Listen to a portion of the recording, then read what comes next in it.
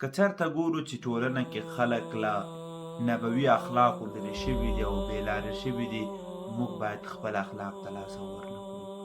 موږ باید مستحکم پاتې شو. موږ باید په صحیح طریقه مخته ولاړ شو. دا فرق نه کوي چې دوی هر څه کوي. موږ باید په دې وپوهېږو چې موږ څه روان یو، موږ څه ته روان یو، چېرته روان یو او څه کوو او اخر نتیجه یې څه ده.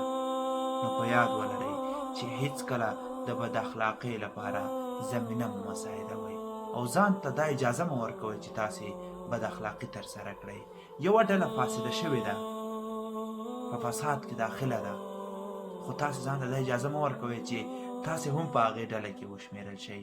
هغوی باندې که لعنت ورېدلی دی، که بېلارې شوي دي، که ګمراه شوي دي، الله پرې خپل غضب نازل کړی دی.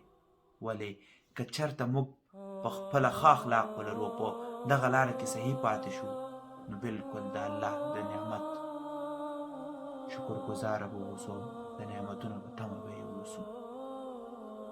السلام علیکم ورحمة الله وبرکاته.